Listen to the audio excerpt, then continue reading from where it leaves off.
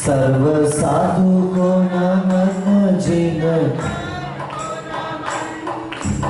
ओम मंगलम ओंकार मंगलम हरिहंत मंगलम सिद्ध प्रभु मंगलम आचार्य मंगलम उपाध्याय मंगलम सर्व साधु मंगलम जिन धर्म मंगलम ओम उत्तमा ओंकार उत्तमा हरिहंत उत्तमा सिद्ध प्रभु उत्तमा आचार्य उत्तमा उपाध्याय उत्तमा सर्व साधु उत्तमा जिन धर्म उत्तमा ओम शरणम ओंकार शरणम हरिहंत शरणम सिद्ध प्रभु शरणम आचार्य शरणम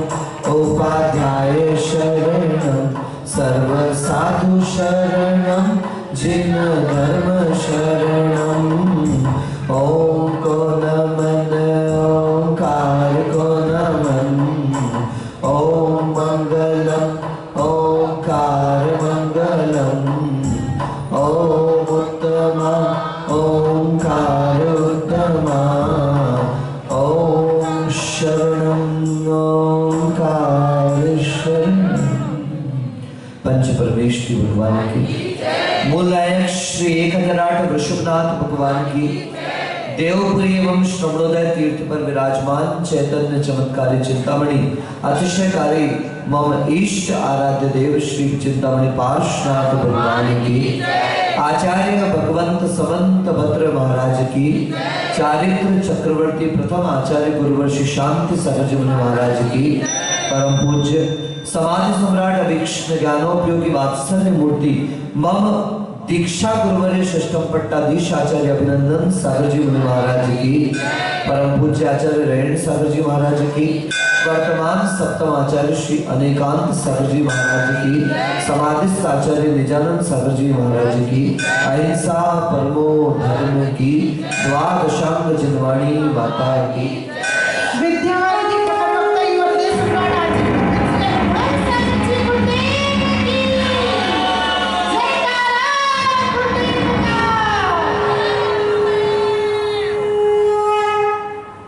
हो गया। दुख एक अनुभव है जो हर किसी के पास है। सुख और खुशी एक एहसास है जिसकी हर किसी को तलाश है, पर जिंदगी की इस सुख दुख की उधेड़-बुन में जीता वही है जिसे खुद पर विश्वास है। किसी कवि की यह पंक्तियां कि वास्तविकता में अगर जीवन का आनंद है तो उसी व्यक्ति को है, उसी एहसास में जहां पर खुद पर विश्वास हो। जिस व्यक्ति को स्वयं पर विश्वास नहीं, वो कभी प्रभु पर विश्वास नहीं कर सकता। आपने एक शब्द सुना होगा, आस्तिक शब्द। कौन सा शब्द? और दूसरा विपरीत शब्द नास्तिक शब्द। लोगों ने इसकी बड़ी गलत परिभाषाओं बताई हुई है। ये कह दिया जिसे भगवान पर विश्वास है वास्तविक, और जिसे भगवान के अस्तित्व पर विश्वास नहीं सो नास्तिक। लेकिन संस्कृत व्याकरण कहती है, सुनो, ये किसी पर व्यक्ति पर विश्वास का तो सवाल ही नहीं। यहां किसी अन्य पर विश्वास की कोई चर्चा नहीं, कि वो भगवान ही क्यों ना हो।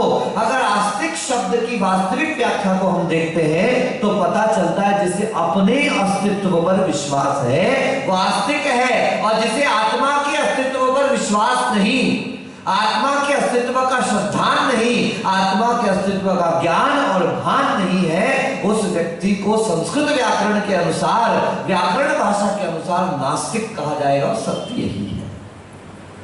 प्रभु बाद में आते, पहले मैं स्वयं।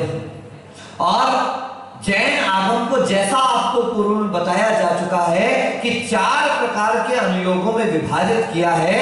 प्रथमान योग, करणान योग, चरणान योग और द्रव्यान योग। ये चारों अनुयोग इस विश्वास की अलग अलग भाषाएं कहते हैं, विश्वास की अलग अलग परिभाषाएं कहते हैं। प्रथमान योग कहता है सच्चे देव शास्त्र गुरु। वे सच्चे देव जो अस्त्र इंद्रिया अधिक से रहित, क्षुधा पिपासा क्षुत पिपासा जरातंक जन्मांतक भयस्वयाः न रागत द्वेष मोहाश्च यस्याप्तः स प्रकीर्तते। अपने पूर्व में पढ़ करके आए। भूख प्यास ठंड गर्मी वेदना रोग राग द्वेष मोह जन्म मरण बुढ़ापा निद्रा खेद स्वेद स्नेह रति अरति प्रमाद, इन सब प्रकार के दोषों से जो रहित हैं वे आप्त है, वे ईश्वर है, वे प्रभु है, वो भगवान है। अन्न की स्वीकारोक्ति है ये शास्त्र जो इन सच्चे सर्वज्ञ वीतराग हितोपदेशी के मार्ग के बारे में बताने वाले हैं, उनके गुण गौरव को बताने वाले हैं, उनके रास्ते के बारे में बताने वाले हैं, उनके सुख के बारे में बताने वाले हैं, वह कहलाते हैं सच्चे शास्त्र गुरु, सच्चे गुरु। जैसे वीतराग अरहंत भगवान निर्ग्रंथ दिगंबर रूप को धारण करने वाले हैं, ऐसे निर्ग्रंथ रूप को वे भी धारण कर रहे हैं और धारण करते हुए जिनका उद्देश्य, जिनका लक्ष्य संसार के किसी वैभव को प्राप्त करना नहीं है, संसार की किसी विभूति को प्राप्त करना नहीं है, ख्याति पूजा लाभ की कोई आकांक्षा नहीं है, ऐसे निर्ग्रंथ दिगंबर उनके मार्ग पर उनका अनुसरण करने वाले जो हैं वे निर्ग्रंथ दिगंबर सच्चे गुरु हैं। ऐसे देव शास्त्र और गुरु के ऊपर श्रद्धा का होना यह कहलाता है अकॉर्डिंग टू प्रथमान योग सम्यक दर्शन। दूसरा रास्ता बताया करणान योग, अभी चालू हुआ है पुरुषों और महिलाओं की कक्षा में। सम्यक दर्शन को बाधा उत्पन्न करने वाले मिथ्यात्व, सम्यक मिथ्यात्व और सम्यक प्रकृति मिथ्यात्व रूप ये तीन दर्शन मोहिनी की प्रकृतियां, और मिथ्यात्व से संबंधित मिथ्यात्व को हर समय कदम कदम मिलाकर के चलने वाली अनंतानुबंधी क्रोध मान माया और लोभ, ये चार ऐसी सात प्रकृतियां जो बताई जो सम्यक्त्व की विरोधी है, इनकी शक्ति का दब जाना सूक्ष्म सम्यक दर्शन। इनकी शक्ति में कुछ का दबना कुछ का क्षय और किसी प्रकृति का उदय, यह कहलाता है क्षयोक्षम सम्यक दर्शन। और इन सातों प्रकृतियों की शक्ति का जड़ से नष्ट हो जाना यह कहलाता है क्षयिक सम्यक दर्शन। ऐसे उपशम क्षयोक्षम और क्षयिक इन सात प्रकृतियों की स्थिति का वर्णन करते हुए जब कथन किया जाए तो यह अंतरंग परिणामों में वो सात प्रकृतियों का उपशम हुआ हो, क्षयोक्षम हुआ हो अथवा क्षय हुआ, तब वह सम्यक दर्शन है। ये कहता है करणान योग। चरणान योग कहता है सुनो, उस समीचीन मार्ग पर चल रहे हो, मान तो रहे हो, कहते हैं महावीर को तो मानता हूं लेकिन महावीर की नहीं मानता। क्यों? क्योंकि जो महावीर को मानता है, महावीर की मानता है, वो डरता है। महाराज भगवान महावीर की मानने वाला तो डरपोक हो ही नहीं सकता। सुनो, भगवान महावीर की मानने वाला सबसे बड़ा डरपोक होता है। पवन भाई महाराज ये कुछ भी माइक मिला तो कुछ भी बक रहे हो आप तो, है जो मन में आया तो कह दिया, अरे हमने तो आज तक यही सुना है, तो डरता नहीं वो, बोलो ना। आज तो महाराज उल्टी परिभाषा कह रहे हैं आपके सामने। जो डरता है वही महावीर है, जिसे डर लगता है वही महावीर है। मेरे माध्यम से किसी को दुख ना पहुंच जाए मैं डरता हूं, मेरे माध्यम से किसी को कष्ट ना पहुंच जाए मैं डरता हूं, मेरे माध्यम से किसी छोटे से छोटे सूक्ष्म से सूक्ष्म जंतु की हिंसा भी ना हो जाए मैं डरता हूं। जो पाप से डरता है वही कल महावीर बन सकता है। जिसे पाप का डर नहीं, जिसे संसार का डर नहीं, जिसे भोगों का डर नहीं, वो कभी भी महावीर नहीं बन सकता। जो पाप से डरे, पाप के फल से डरे, पाप के फल को भोगने से डरे, वही वर्तमान में महावीर और वर्धमान बन सकता है, अन्यथा वीर कहलाने के लायक नहीं। ये हुई चरणान योग की परिभाषा। आप उस मार्ग पर चल रहे हैं या नहीं चल रहे हैं? आप उस रास्ते पर चल रहे हैं या नहीं चल रहे हैं? आपने वो बात मानी तो उसको करने की ठानी या नहीं ठानी, और ठान ली तो आप चले या नहीं चले। ये चरणान योग कहता चल गए तो ही सम्यक दृष्टि हो, बाकी तो बातें तो कोई भी कर लेता है। कहते हैं यहां सब कुछ बिकता है वैभव, क्या बोलो? वैभव नहीं, आप सुन लो, सबको कहा जा रहा है यहां सब कुछ बिकता है भाई, जरा संभल के रहना।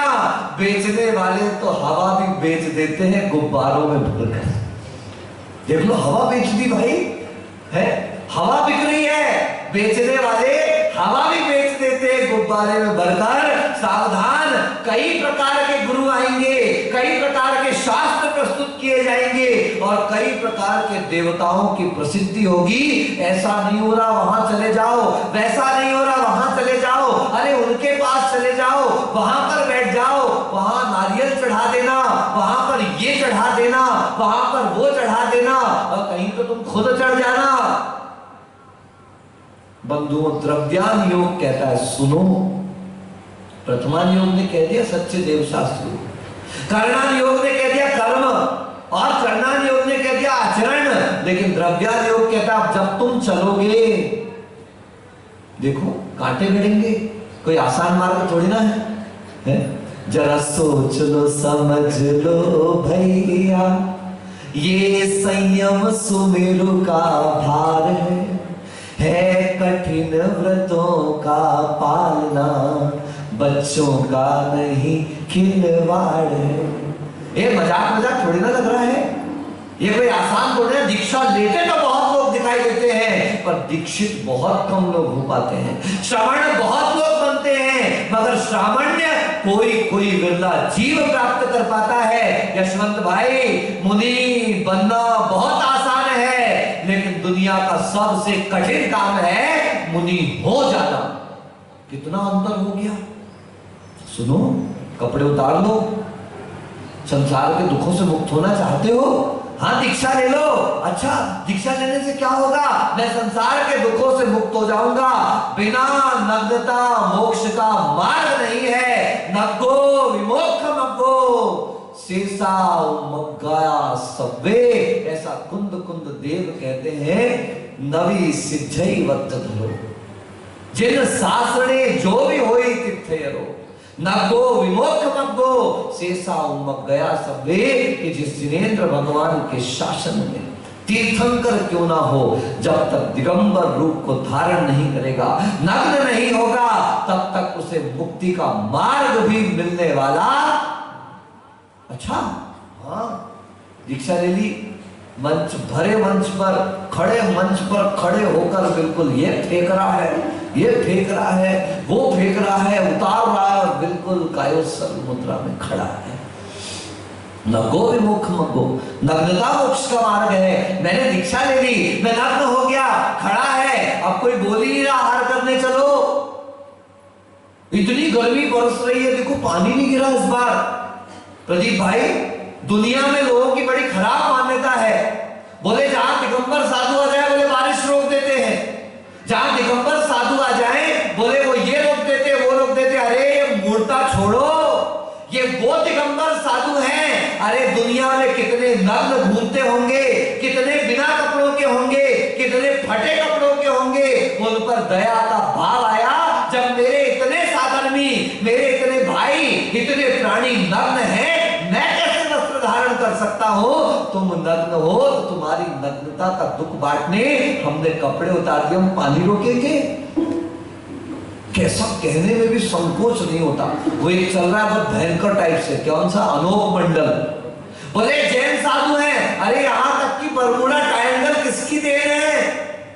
बोलो, कह दिया जैन साधुओं की देन है।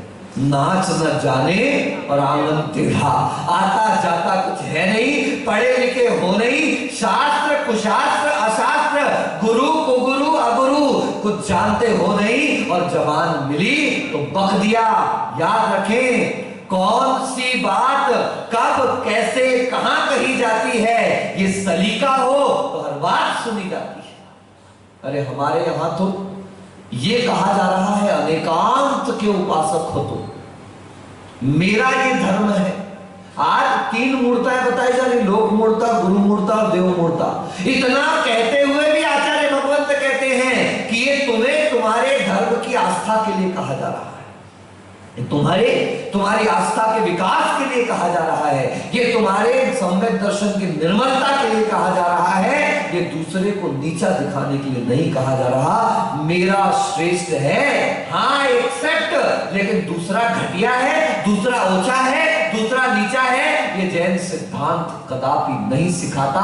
क्या पता कब वो जैन धर्म को समझ पाएंगे, जैन मान्यता को समझ पाएंगे, जैनों के गुरुओं को समझ पाएंगे। जब श्रावकाचार्य ग्रंथ का प्रारंभ हुआ तभी आचार्य समंतभद्र ने कह दिया, देश यामी समीचीनम धर्मम कर्म निबर्हणम संसार दुखतः सत्वान यो धरति उत्तमे सुखी। तीसरी लाइन है, आपको बोलना है मेरे साथ, संसार दुखतः सत्वान। बोलो बोलो बोलो बोलो, रट लो, ठोक लो दिमाग में, अपने लैपटॉप पर, अपने पेन ड्राइव पर, जहां जहां जितने गहराई से डालना है डाल दो। ये जैन श्रवण के वचन हैं। संसार दुखतः सत्वान। चाहते समंतभद्र तो लिखते थे संसार दुखतः जैनान, कि संसार के दुख में पड़े हुए जैनों को सुधारने के लिए, उनको उठाने के लिए, उनको सुख देने के लिए मैं ये धर्म का कथन कर रहा हूं। लेकिन समंतभद्र कहते मैं मेंढक नहीं हूं, मैं दायरे में नहीं बंधने वाला, मैं दायरे में कैद नहीं होने वाला।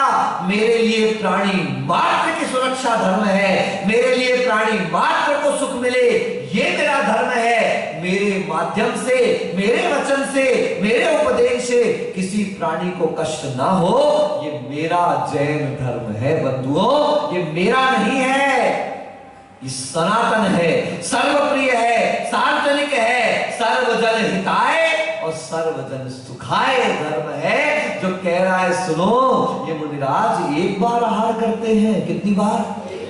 लो, क्या जरूरत है एक बार आहार करने की? पवन भाई आप तो खिलाने तैयार हो, संतोष भाई नहीं खिलाओगे शाम को आऊंगा तो? अरे सुबह नहीं खाऊंगा, शाम को खाऊंगा, तब तो खिलाओगे क्या? हाँ, मतलब 2 बार नहीं खिलाओगे। ओ यहाँ तो बड़ा धड़ा अर्घ चढ़ा रहे थे, आपने हमारी जान बस्ती है, आप हमारे हृदय हो महाराज, आप हमारे प्राण हो महाराज। अब तुम्हारे प्राण शाम को खाने आए तो तुम प्राण को भोजन नहीं खिलाओगे? तब आप क्या कहोगे? नहीं महाराज, मुझे पता है आप दिगंबर जैन साधु हैं, एक बार करपात। क्या बोलो? कोई वाहन से नहीं जाओगे, कोई गाड़ी से नहीं जाओगे, किसी सीट 60 पर बैठ के नहीं जाओगे, किसी गद्दे वद्दे पर बैठे नहीं मिलोगे, किसी सोफा सेट पर बैठने नहीं मिलोगे। आप आओगे गांव गांव, बोलो, अरे मजा नहीं आता है, सब बोला करो, मेरे को और एक्साइटमेंट आ जाए। गांव गांव बोलो, पांव पांव चलकर। कैसे चलकर? महाराज व्हीलचेयर से नहीं आए, महाराज गाड़ी से नहीं आए, महाराज घोड़े से नहीं आए, महाराज रथ से नहीं आए, महाराज बैलगाड़ी से नहीं आए, महाराज क्रेटा पेटा से नहीं आए। वैभव तुम्हारी क्रेटा का इंजन कब फेल हो जाए कोई भरोसा नहीं। ये देखो, ये शानदार इंजन मिनिमम इनपुट और मैक्सिमम आउटपुट दे रहा है। तुम्हारी क्रेटा तो गई नहीं, आ गई नहीं आई। ले देख, यहां बैठे बेटा, चाहे कोरोना हो जाए, चाहे पीलिया हो जाए, चाहे टाइफाइड हो जाए, चाहे कोलेस्ट्रॉल बढ़ जाए, आपके महाराज तो आपको यहां पर मिलेंगे। हमें कुछ भी हो जाए, हम आपको होने। सोचो, विचार करो, क्या गुरु का स्वरूप है तुम्हारा। ऐसा गुरु सोचा, ऐसा गुरु सुना, ऐसा गुरु समझा कि जो दिगंबरत्व को धारण कर कर ना हवा की अपेक्षा है। मैं तो कहता हूं ये पंखा भी चालू मत किया करो, सहन करो, एक बार करके तो देखो कि जब प्रवचन करने वाला इतनी तकलीफों से कर रहा है, क्या तुम सुन नहीं सकते? वहां से चिड़िया निकल रही है, वहां से कबूतर निकल रहा है, वहां से चमगादड़ निकल रहा है, वहां से पक्षी निकल रहा है, और हम बड़े शान से प्रवचन सुन रहे पंखे के नीचे बैठकर। मुझे याद है मध्य प्रदेश में एक शहर में मेरा प्रवचन चल रहा था। मैंने 4 बार इशारा किया पंखा बंद कर दो, पंखा बंद कर दो, पंखा बंद कर दो, उन्होंने नहीं किया। परिणाम दुखद, एक कबूतर आके वहां से निकला, सीधे पंखे से कटा, बंदूक गिरा किसी और के ऊपर, लेकिन उस रक्त के छींटे मेरे ऊपर भी आए। ये रिकॉर्डिंग चलती है। उस ये आपको दिख रहा फ्लैक्स, मैंने कल ही देखा, अभी तक तो मुझे पता नहीं था, कल ही मुझे दिखाया किसी ने। इस फ्लैक्स के ऊपर इस पंखे के चलने की वो आती है, इमेज आती है। जब ये रिकॉर्डिंग दुनिया में जाती है, किसी को नहीं पता वो मेरे सिर पे चल रहा है कि प्रेरणा के सिर पे चल रहा है। किसी ने बोला मेरे सिर पे चल रहा है कि कीर्ति भाई के सिर पे चल रहा है। एवरीबडी थिंक्स महाराज बातें तो बड़ी बड़ी करते हैं और बैठे हवा के नीचे, ना तो हम हवा वाले हैं ना तो हम वाह वाले हैं। बोलो क्या कहा? दीक्षा हुई थी उसी दिन शाम को, गुरुदेव ने कह दिया था बेटा हवा से बचना। क्या कहा था? बोलो बोलो। ये जितनी चेयर वुमेन बैठी हो, आप जागृत हो जाओ, जिंदा हो जाओ। ओम नमः सीधेभ्य, पैर को नीचे करके बैठ जाओ। अगर कुर्सी पर पालती मार के बैठ सकते हो तो धरती पर भी पालती मार कर बैठ सकते हो। इसलिए जरा ऐसे बैठो कि लगे कि आप धर्म सभा में बैठे हो, ऐसा ना लगे कि आप लोग किसी हिमेश रेशमिया का म्यूजिकल शो देखने के लिए आए हो। तो दीक्षा हुई, पहली संध्या गुरु महाराज ने, हम कुछ जो दीक्षा हुई थी उस समय 5-7 हम इंजीनियर्स थे, तो आचार्य के पास किसी जरूरी काम से गए थे। आचार्य ने प्रतिक्रमण के बाद अलग से बैठाया और आचार्य ने स्पेशली कहा, देखो महाराज वाह से बचना, सॉरी हवा से बचना। क्या बचना? ठीक है गुरुदेव, मान ली 5 मिनट हम भी चुपचाप बैठे, गुरुजी भी शांत बैठे, बोलते कम है काम का बोलते। वो 5 मिनट 10 मिनट गुजर गया, आचार्य एकदम धीरे से फिर बोलते हैं उनका फेवरेट डायलॉग, एक शब्द नहीं समझे। ये आचार्य हमेशा बोलते हैं, प्रवचन करते हुए बोले नहीं समझे। तो आचार्य ने पूछा हम लोग से, नहीं समझे? हम लोगों ने आचार्य समझ गए हवा से बचेंगे।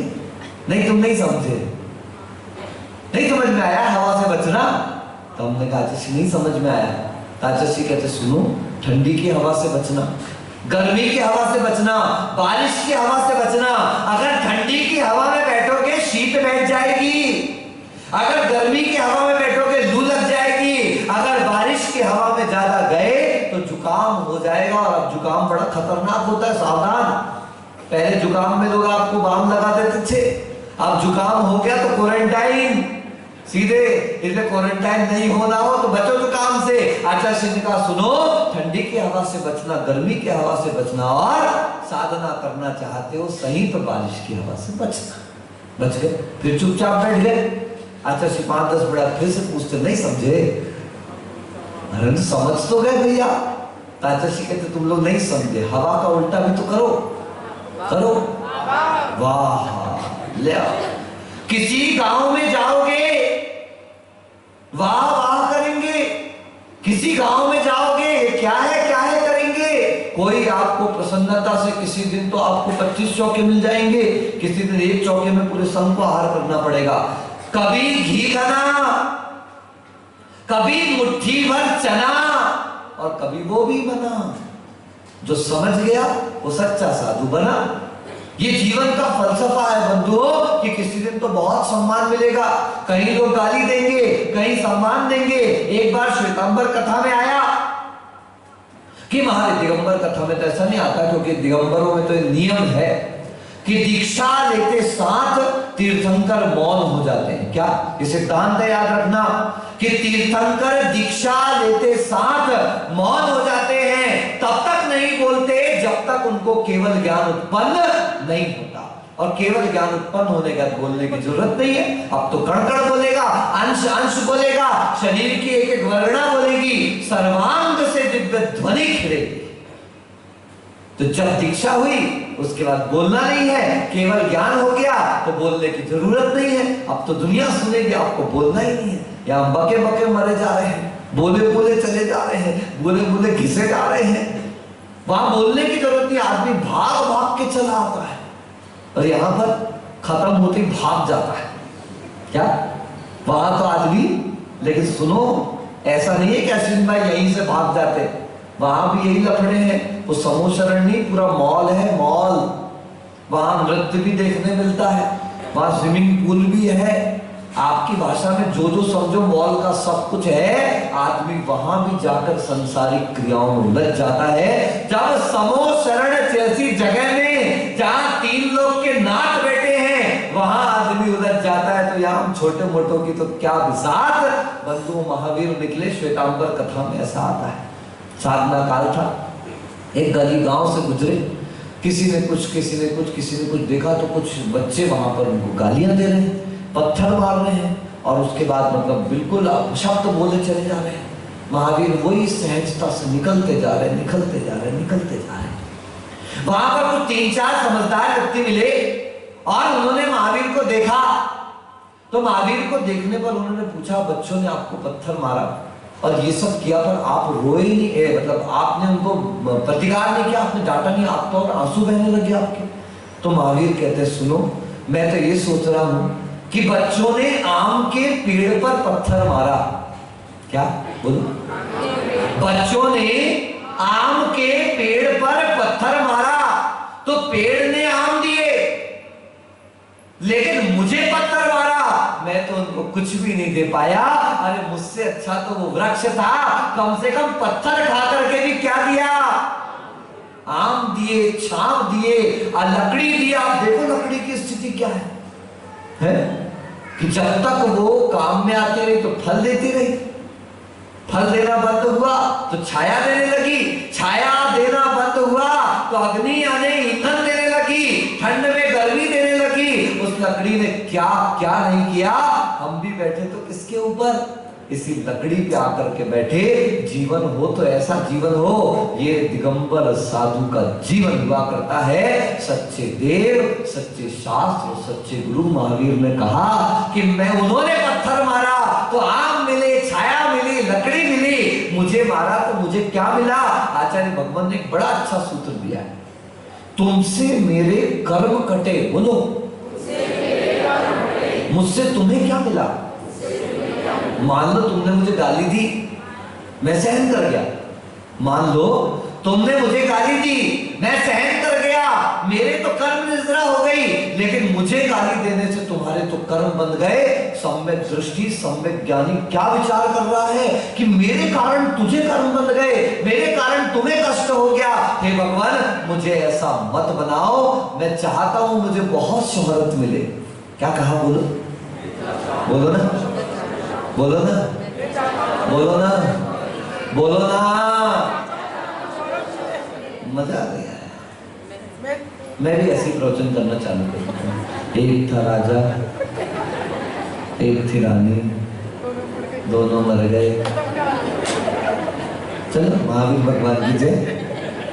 नहीं, हम ऐसी कर रहे थे, हम काहे को इतना चीख रहे भैया, हम काहे को इतना चिल्ला रहे, जब तुम्हें कोई मतलब ही नहीं है। तुम तो आए थे तो घूरा, बैठे हो तो घूरा, और जाओगे भी तो। अरे बोलो, बहुत जोरदार बात कह रहा हूं मैं आपसे कि हे ईश्वर, मुझे ऐसी शोहरत देना कि जिसमें कोई मेरा नाम ले तो उसके चेहरे पर मुस्कुराहट आ जाए। धन से मुस्कुराहट नहीं आती, मकान से मुस्कुराहट नहीं आती, गाड़ी बंगला कार से मुस्कुराहट नहीं आती, आपके व्यवहार से मुस्कुराहट आती है। कितनी गजब की बात कही, किसने कही पता है? बोलो ना। नहीं नहीं नहीं, ये तो आपके आचार्य महाराज ने कही है, आपके प्रसिद्ध आचार्य महाराज ने कही है, आपके प्रिय आचार्य महाराज ने कही है। आज के सबसे, बताओ ना कौन से आचार्य? आपको कितनी बार तो बता दिया। आचार्य व्हाट्सएप ने कहा है कि शोहरत मांगना तो ऐसी मांगना कि जब भी किसी की जबान पर मेरा नाम आए तो नाम के साथ एक हल्की सी मुस्कुराहट आ जाए। भले ही व्हाट्सएप आचार्य ने कहा है, लेकिन बिल्कुल सच कहा है कि मेरा नाम लेने पर अगर आपके चेहरे पर मुस्कुराहट आए, मैं सफल हूं। मेरा नाम लेने पर आपके चेहरे पर मुस्कुराहट आए, मैं बहुत अपने जीवन में विकास कर गया हूं। क्योंकि सच में बात यह, आदमी बहुत बड़ा बन जाता है, लेकिन उस बड़े का नाम लेने पर आंख नाक कैसी हो जाती है? टेढ़ी हो जाती है। आपकी मुस्कुराहट, हाँ है तो बड़े हैं, तुम तो बड़े वो हो। नहीं, ये बड़े वो हो मजा नहीं आया, सच में वो बड़े हैं। ऐसे अपनी आंखों में भी वो प्रकाश दिखने लगे, आपके चेहरे पर मुस्कुराहट दिखने लगे, तो मानना कि आप बड़े हो। बाकी बड़ा तो दही बड़ा भी होता है कि नहीं? इसलिए बड़े बड़े के चक्कर में नहीं पड़ना, हमें बड़े नहीं, हमें तो प्रिय बन करके चलना है। आज हमारे सामने 3 श्लोक एक साथ है। आपदा सागर स्नान, बोलो, मुच्चयः सिकताश्वनाम गिरिपातोग्नि पातश्च लोक मूढ़म निगद्यते। बताओ, पति की आयु लंबी हो जाए, पत्नी करवा चौथ कर रही है, पहले इनसे तो पूछो तुमने एक आध पंचमी षष्ठी करी कि नहीं करी है, कि हमारी घरवाली की उम्र बढ़ जाए, हमारी पत्नी की उम्र बढ़ जाए, हमारी वाइफ की उम्र बढ़ जाए। एक आध तो कोई पति मिले आप में से, भाई बोलो भाई राजमल जी, कछु करो तुमने अपनी घरवाली की तारीफ। भैया लगी है सुबह से रगड़ रगड़ के लगे रहते हैं। जब तक थे, जब तक रहे, तब तक जीवन पूरा समर्पित कर दिया। कभी आपने करी उनके उम्र के लिए अश्विन भैया? बोलो, एक आध व्रत किया कोई? रविवार सोमवार आपने भी करवा चौथ किया? करो ना, आप भी मीठा चौथ करो। नहीं, पूछो साधना में निकाल, किसी तुम्हारे कहा था पप्पू आए कि नहीं आया आज? पूछना जरा पप्पू से, पप्पू जी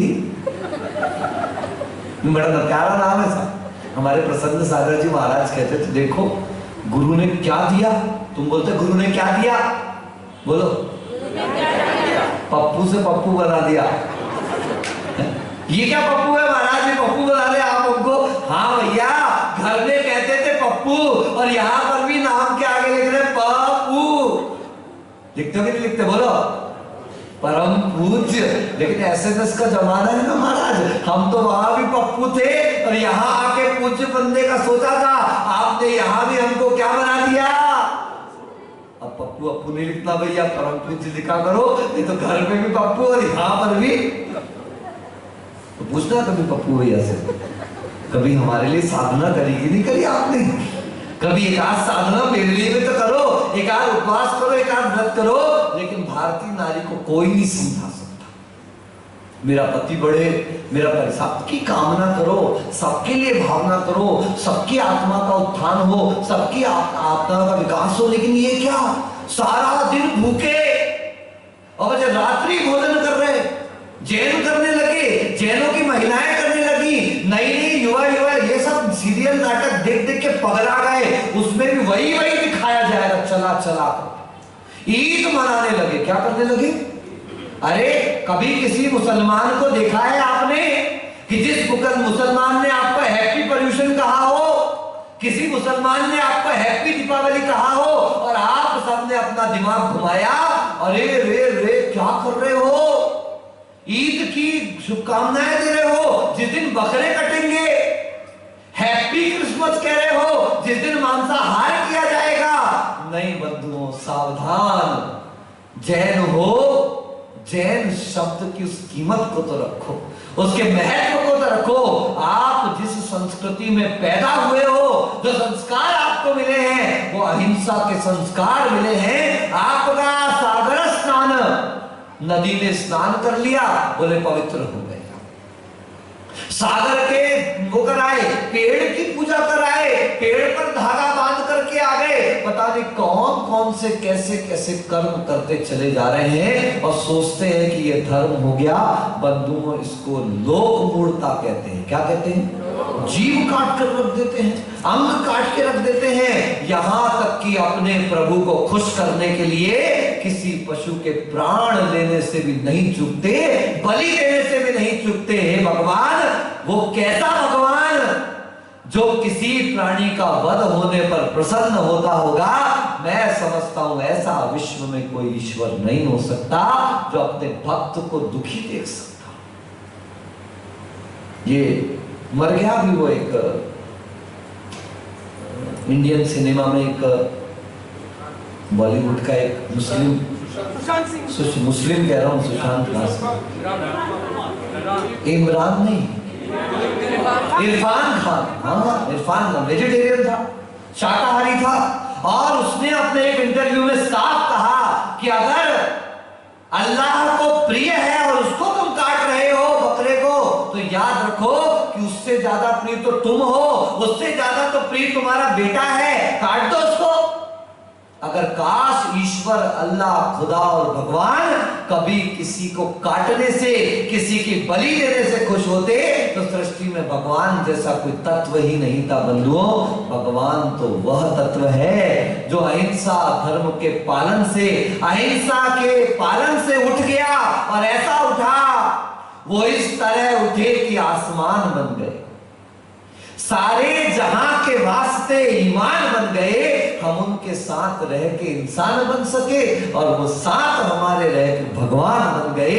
ऐसे भगवान को हम पूछते हैं जो प्रति प्राणी के प्रति मैत्री का भाव रखता है, दया का